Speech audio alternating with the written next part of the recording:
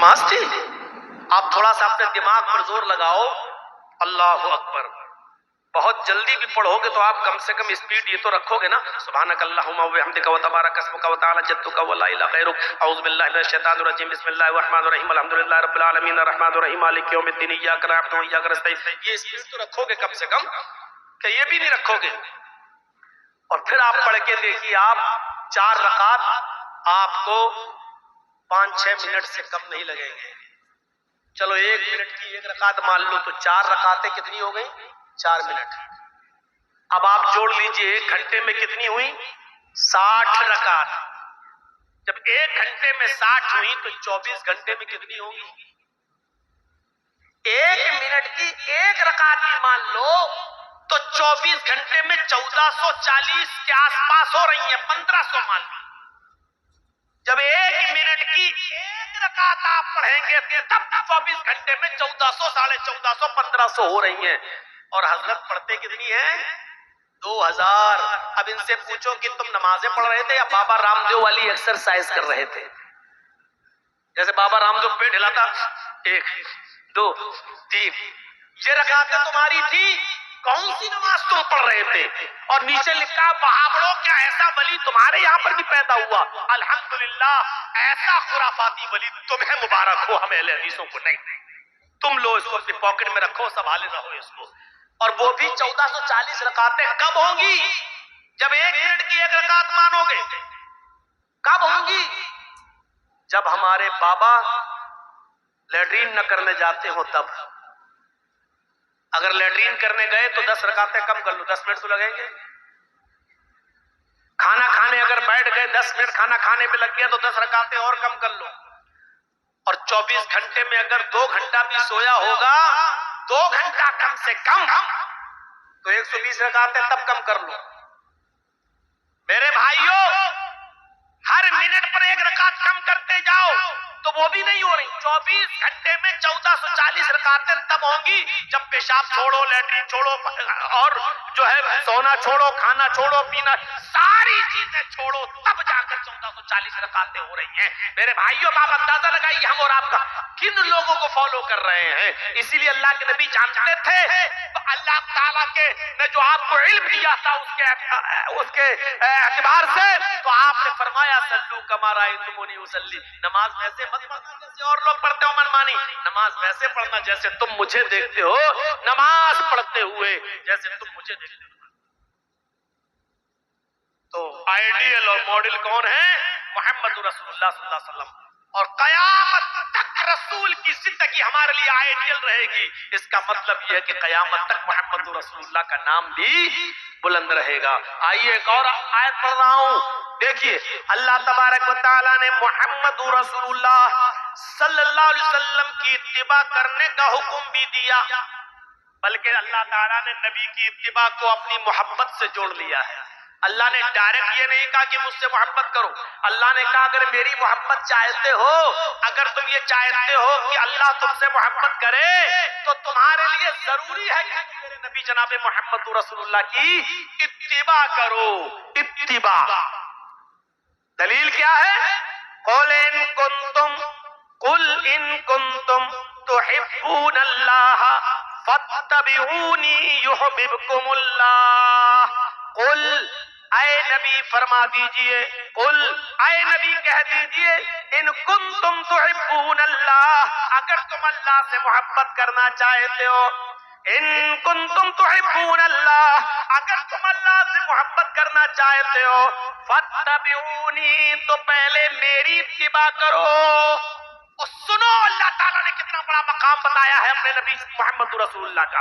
कहा अगर तुम अल्लाह से मोहब्बत करना चाहते हो, यानी अल्लाह ने अपनी मोहब्बत का मायार ये बताया है कि रसूलुल्लाह से मोहब्बत की इत्तिबा करो। कुल इन कुंतुम तुहिब्बूनल्लाह, अगर तुम अल्लाह से मोहब्बत करना चाहते हो, फत्तबिऊनी, तो पहले मेरी इत्तिबा करो। इत्तिबा का मतलब नक्शे कदम पर चलो, मेरी इत्तिबा करो। और जब तुम मेरी इत्तिबा करोगे तो इसका रिजल्ट क्या होगा? इसका नतीजा क्या निकलेगा? युहिब्बुकुमुल्लाह। जब तुम मेरी इत्तिबा करोगे तो अल्लाह भी तुमसे मोहब्बत करने लगेगा। अल्लाह ताला ने अपनी मोहब्बत का मायार यही बताया है कि तुम मेरे रसूल की इत्तिबा करो। जब तक तुम मोहम्मद रसूलुल्लाह की इत्तिबा नहीं करोगे, अल्लाह भी मोहब्बत नहीं करेगा। दुनिया में कितने लोग, कौन ऐसा मुसलमान है जो चाहे कि अल्लाह हमसे मोहब्बत नहीं कर? कोई ऐसा है जो चाहता है? और जिस दिन अल्लाह मोहब्बत करना छोड़ देगा, मेरे भाई, जो दुनिया के अंदर कोई एक घूंट पानी भी पी पाएगा? क्या अल्लाह की बनाई हुई जमीन पर एक सेकंड भी वो कदम रख सकेगा? नहीं रख सकता है वो। अगर अल्लाह गज़बनाक हो जाए और अल्लाह गुस्सा हो जाए तो अगर चाहते हो कि अल्लाह तुमसे मोहब्बत करे, अगर चाहते हो कि अल्लाह तुमसे मोहब्बत करने लगे, तो उसके लिए जरूरी है कि पहले हम सब जनाब मोहम्मद रसूलुल्लाह की इत्तिबा करें। और क्लियर कर दिया, जब तक तुम रसूल की इत्तिबा नहीं करोगे, मेरे हबीब की इत्तिबा नहीं करोगे, अल्लाह भी तुमसे मोहब्बत नहीं करेगा। अल्लाह के रसूल सल्लल्लाहु अलैहि वसल्लम ने अपनी इताअत को दुखूल जन्नत का सबब बताया है। अपनी इताअत को, रसूलुल्लाह की इताअत भी, अभी इत्तिबा हो गई है, अल्लाह ताला ने इत्तिबा बता दी कि इत्तिबा किसकी करना है? रसूलुल्लाह की। और रसूलुल्लाह सल्लल्लाहु अलैहि वसल्लम ने फरमाया कि इताअत मेरी करोगे तो जन्नत में दाखिल होगे। इताअत, जो मैंने कह दिया वो करो, हर हाल में करना है। अगर मिन हैसुर रसूल हमने तुम्हें कुछ दिया है तो उसको लेना है, हर हाल में करना है। अल्लाह के नबी सल्लल्लाहु अलैहि वसल्लम ने फरमाया कि अगर तुम जन्नत में जाना चाहते हो, दुखूल जन्नत चाहते हो, जन्नत में एंट्री चाहते हो, तो पहले मेरी इताअत करो। बुखारी उठाइए, किताबुल इतिसाम बिल किताब व सुन्नह का चैप्टर खोलिए और किताबुल इतिसाम बिल किताब व सुन्नह के अंदर ये हदीस पूरी पढ़ जाइए। हजरत अबू हुरैरा इस हदीस के रावी हैं। वअन अबी हुरैरा रज़ियल्लाहु तआला अन्हु अन्ना रसूलुल्लाह सल्लल्लाहु अलैहि वसल्लम क़ाल कुल्लु उम्मती यदखुलूनल जन्नत इल्ला मन अबा। क़ालू मन याबा या रसूलल्लाह? क़ाल मन अतानी दखलल जन्नत व मन असानी फक़द अबा। अल्लाह के नबी सल्लल्लाहु अलैहि वसल्लम फरमाते हैं, मेरी पूरी की पूरी उम्मत जन्नत के अंदर दाखिल होगी। कुल्लु उम्मती यदखुलूनल जन्नह, मेरी पूरी उम्मत जन्नत के अंदर दाखिल होगी, इल्ला मन अबा, लेकिन वो दाखिल नहीं होगा जिसने मेरा इनकार किया। ऐसा कौन शख्स है जो अल्लाह के रसूल का इनकार कर दे? मुसलमान भी हो, कलमा भी पढ़ता और इनकार भी करे। अल्लाह के नबी सल्लल्लाहु अलैहि वसल्लम फरमाते, हाँ ऐसे लोग मेरी उम्मत में होंगे जो मेरा इनकार करेंगे, मुझे मानेंगे भी और इनकार करेंगे। उनकी दो क्वालिटी होगी, एक शख्स वो होगा जो मुझे मानने का दावा करेगा और इताअत भी करेगा, और एक शख्स वो होगा जो मुझे सिर्फ मानेगा लेकिन मेरी बात नहीं मानेगा, मेरी बात का इनकार करेगा, मेरी बात नहीं तस्लीम करेगा। फरमाया मन अतानी दखलल जन्नह, जिसने मेरी इताअत की वो जन्नत के अंदर दाखिल होगा। व मन असानी फक़द अबा, और जिसने मेरी नाफरमानी की उसने मेरा इनकार किया। रसूलुल्लाह की नाफरमानी करने वाला रसूल को मानता ही नहीं है, रसूलुल्लाह का नाफरमान रसूल का इनकार कर रहा है। अल्लाह के नबी ने फरमाया मन अतानी दखलल जन्नत, जो मेरी इताअत करेगा वो जन्नत में दाखिल होगा। हजरत जुलैबीब का वाकया सुने हैं आपने? जुलैबीब जिनकी शक्ल सूरत बड़ी कबीह, बड़े काले कलूटे, जहां से रिश्ता आता, एक मर्तबा लड़की जब जुलैबीब को देखती तो कहती नहीं हम नहीं करेंगे इनसे शादी, रिश्ता टूट जाता। अल्लाह के नबी सल्लल्लाहु अलैहि वसल्लम ने जुलैबीब की हालत देखी तो सोचा कि जुलैबीब का निकाह होना चाहिए। इस्लाम लाने के बाद शक्ल सूरत की कोई हैसियत नहीं, छोटे बड़े की कोई हैसियत नहीं, काले गोरे की कोई हैसियत नहीं, अमीर और गरीब की कोई हैसियत नहीं। आपने एक लेटर लिखवाया और वो लेटर मदीने के इंतहाई कोने में एक अंसारी सहाबी को दिया। उनकी एक लड़की थी बहुत खूबसूरत, हसीनो जमील। जुलैबीब को वो लेटर देकर भेजा, क्या है जुलैबीब इस लेटर को ले जाओ और उस अंसारी सहाबी को दे देना, उसके घर को दस्तक देना। अगर सहाबी बाहर निकले, अंसारी बाहर निकले तो उनको मेरा सलाम अर्ज करना और ये लेटर दे देना। वो लेटर पढ़ेंगे और अपनी बेटी का निकाह तुम्हारे साथ कर देंगे।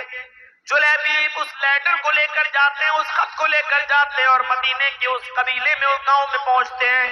उस अंसारी का मकान पूछते हैं, दरवाजे को दस्तक देते हैं, अंसारी बाहर निकलता है।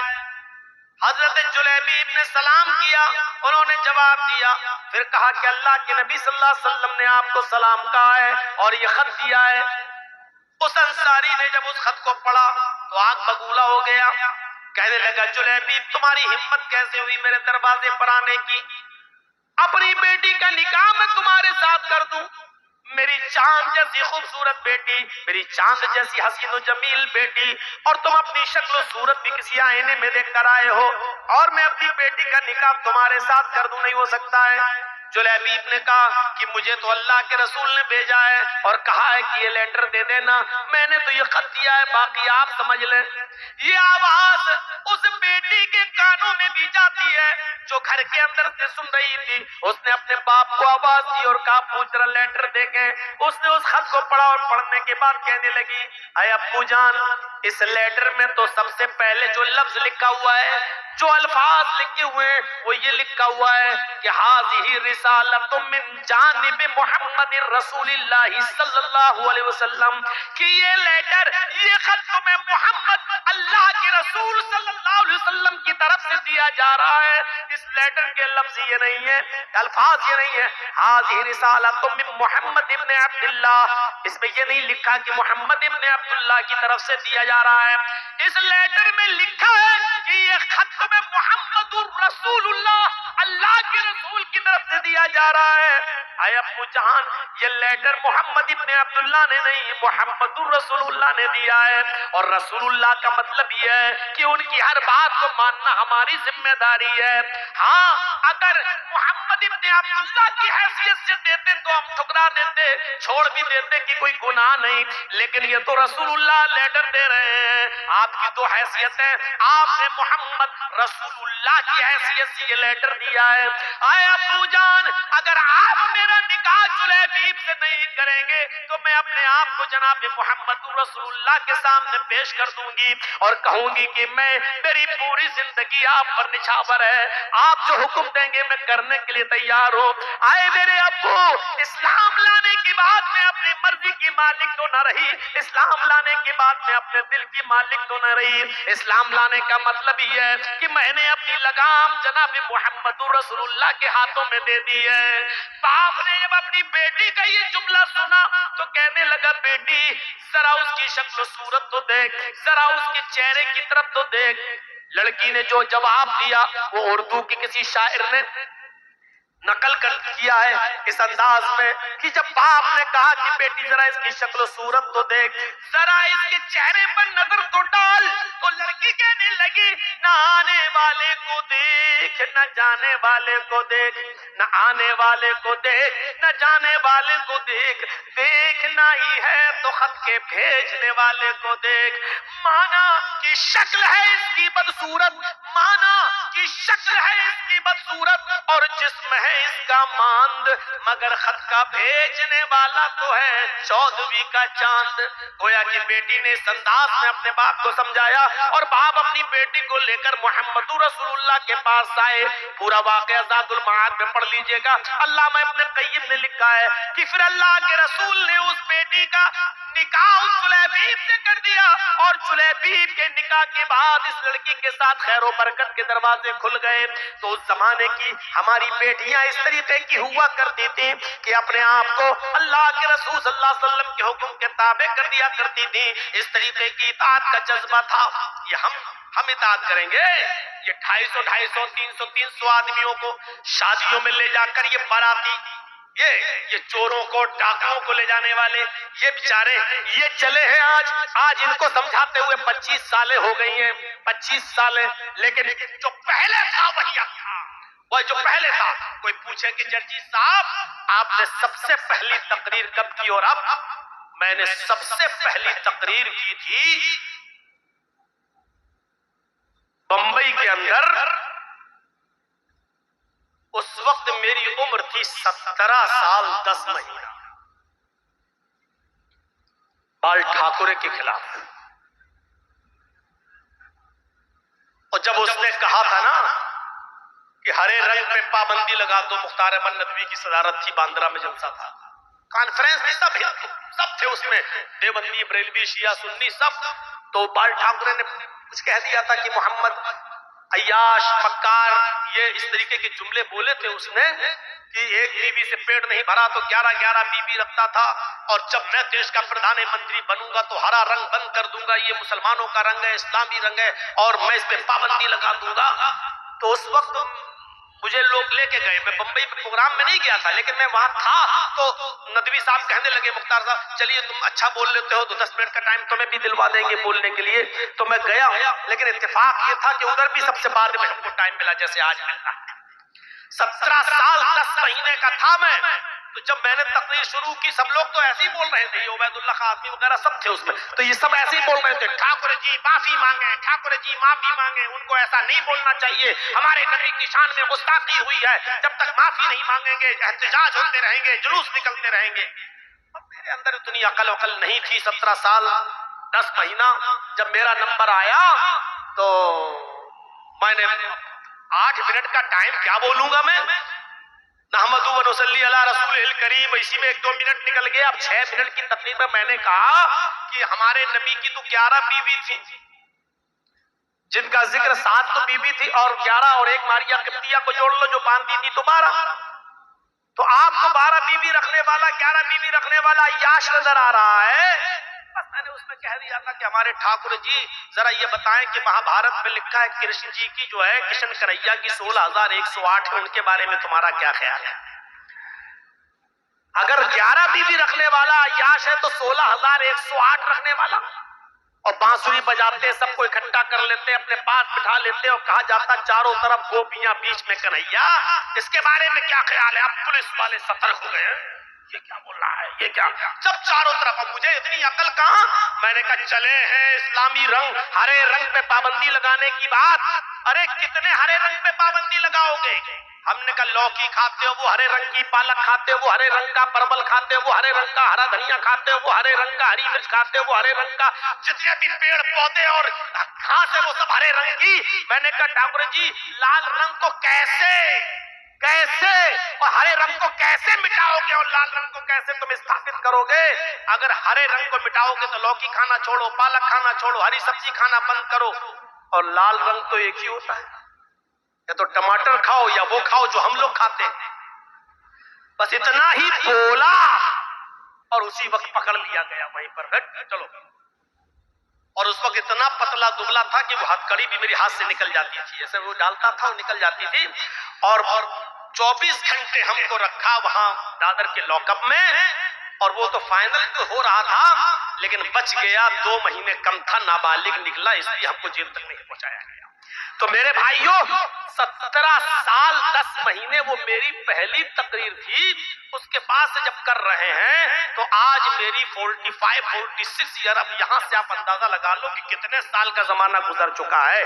अब 46-45 के बाद अब आप जोड़ लो 18 से, इतने सालों से मैं तकरीरें कर रहा हूं। अब कोई आदमी अगर मुझसे पूछे कि जर्जी साहब इतने जलसे आपने किए, इतनी कॉन्फ्रेंस की, कितना फर्क आपको इन जलसों से मिला है और इन इजलास में आपने क्या सीखा और कितना फर्क नजर आया, तो मैं कहूंगा 0। अभी तक कोई फर्क नहीं पड़ा। जो आज से 25-30 साल पहले जो जहेज चलता था आज भी वही जहेज। 20-25 साल पहले जो बारातियों, चोर और डकैतों की जो पूरी टीम जाती है लड़की वालों के घर ठूसने के लिए, हम खाने के लिए नहीं बोलेंगे, ठूसने के लिए जाती है, जो पहले था वो आज भी है।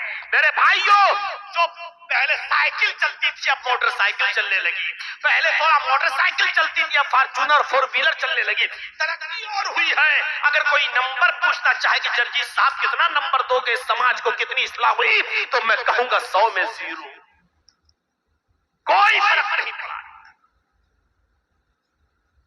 बस इतना जरूर कहूंगा कि थोड़ी सी ताजगी आ जाती है, ईमान में थोड़ा सा मिजाज बदल जाता है हमारा और सोचने पर मजबूर हो जाते हैं, लेकिन अभी हैं वही हम जहां पहले थे, कोई फर्क नजर नहीं आया। अभी तकरीर खत्म होगी, अब आप अपने मोहल्ले की मस्जिद देखिएगा कि फजर में कितने नमाजी। अगर मस्जिद रमजान की तरह भर गई तो समझना जलसा आपका कामयाब, और रोजाना जितने आदमी रहते थे उससे भी कम हो जाएं, तो समझ लेना कि आप जलसे में खालियात आए और खालियात गए। आपने आंखें फोड़ी हैं, आपको कुछ सवाब नहीं मिलेगा, क्योंकि जलसे जिस मकसद से होते वो मकसद ही पूरा नहीं हो रहा है, तो काहे का सवाब, किस बात की नेकी। अभी फजर की आजान और नमाज मस्जिदें बतला देंगी कि इस जलसे का कितना असर हुआ है, इस इजलास का कितना असर हुआ है। आप देख लीजिएगा, बहुत ज्यादा आपको सोचने की जरूरत नहीं, सिर्फ फजर की नमाज पढ़ने के बाद आप खुद सोच लीजिएगा कि कितना असर हुआ है इस इजलास का। आपकी मस्जिदें बता देंगी, आपके मोहल्ले की मस्जिदें बता देंगी कि इस जलसे का कितना असर हुआ है। मौलाना जो बोल रहे थे वही बोलिए, ऐसे तो फिर कोई आदमी जलसा ही नहीं कराएगा। वो आप सोचिए, आपका काम है, ये इताअत थी, ये इताअत अल्लाह के नबी जनाब मोहम्मद रसूलुल्लाह सल्लल्लाहु अलैहि वसल्लम के जमाने में, और वो दौर था। एक औरत आई अल्लाह के नबी के पास, बुखारी पढ़ी है किताबुन निकाह, अल्लाह के रसूल मैं अपने आप को आपको हिबा कर रही हूँ। अल्लाह के नबी ने कहा नहीं। 3 बार उसने कहा, अल्लाह के नबी खामोश रहे। एक सहाबी कहने लगे अल्लाह के रसूल अगर आप निकाह नहीं करना चाहते तो मेरे साथ कर दीजिए ना, मैं करने के लिए तैयार हूँ। अल्लाह के नबी ने उस सहाबी से कहा तुम करोगे? उस औरत से पूछा तुम इसके साथ करोगी? कहने लगी आई तो आपके लिए थी, अगर आप नहीं करना चाहते तो इसके साथ कर दीजिए। आपने फरमाया ठीक है मैं इसके साथ कर देता हूँ तुम्हारा निकाह। आपने उससे पूछा कि हल इंदका शैउन, तुम्हारे पास कोई चीज है, क्या दोगे, यानी मेहर, जहेज नहीं पूछा था लड़की से, औरत से कि कुछ है तेरे पास। आपने उससे पूछा, निकाह पढ़ने से पहले पूछा क्या, इसको क्या दोगे, मेहर है? कहने लगा मां इंदी शैउन, कुछ नहीं है मेरे पास।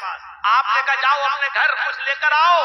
वो गया और आने के बाद कहता मां वजद तो शैयन या रसूलुल्लाह, कुछ नहीं मिला मुझे घर पर अल्लाह के रसूल। आपने कहा दोबारा जाओ, इल्तमिस खातम मिन हदीद, लोहे की अंगूठी मिल जाए तो वही ले आओ। वो दोबारा गया, घर पे आया, कहा अल्लाह के रसूल मेरे घर पे लोहे की अंगूठी भी नहीं है, सोने की नहीं लोहे की। कहा लोहे की अंगूठी भी नहीं हो, चले और निकाह करने, क्या दोगे तुम अपनी बीवी को मेहर? कहने लगा कुछ नहीं है मेरे पास। मायूस हो गया, जाने लगा। आपने कहा कहाँ जा रहे हो? कहा अल्लाह के रसूल जा रहा हूँ खेती बाड़ी करने, खेत में जा रहा हूँ काम करने। अरे मेरे माँ बाप तो हैं, उनको तो उनकी खिदमत तो मैं ही करता हूँ, जब कुछ है ही नहीं तो निकाह हो ही नहीं सकता, जाऊं कुछ कमाऊं कुछ हासिल करूं। आपने फरमाया इधर आओ, तुम्हें कुरान याद है? कितना याद है? अब देखो घर में कुछ नहीं है, कुछ नहीं है। तो कहा कि कुछ तो होगा, का कुछ नहीं, एक लुंगी है, इंदी इज़ारुन या रसूल अल्लाह, अल्लाह के रसूल एक लुंगी है मेरे पास। आपने कहा अच्छा एक लुंगी है, कहाँ? अरे उसी को ले आओ यार, वही दे दो। कहने लगा पुरानी है। आपने कहा बनी रहने दो लेकिन इसको दे दो। कहता अल्लाह के रसूल अगर इसको दे दूंगा तो मैं क्या पहनूंगा, वही पहन के तो सोता हूं मैं। कहा अच्छा तो तुम वो भी नहीं दे सकते हो? कहा आधी फाड़ के दे दूंगा, यानी एक लुंगी का टुकड़ा, आधा टुकड़ा इसको आधा मैं, कम से कम नहीं बिछा के बैठने के काम तो आ जाएगा। अल्लाह के नबी ने कहा फिर आधी लुंगी का वो क्या करेगी, उसके भी तो किसी काम की नहीं रहेगी। अरे देना तो पूरी दो, नहीं तो आधी किस काम की। कहने लगा पूरी तो नहीं दे सकता, फिर मेरे पास कुछ नहीं रह जाएगा। अल्लाह के नबी सल्लल्लाहु, और कीजिए, एक लुंगी पुरानी और शादी करने का सपना, शादी करने का ख्वाब, कोई सोच सकता है ये इस्लाम की सादगी पर? अल्लाह के नबी ने कहा अच्छा ये बताओ कुरान कितना याद है? कहने लगा सूरह हमें हाक़ा याद है, सूरह मुल्क याद है, सूरह हश्र याद है, सूरह दहर याद है, सूरह कयामा याद है, सूरह नबा याद है।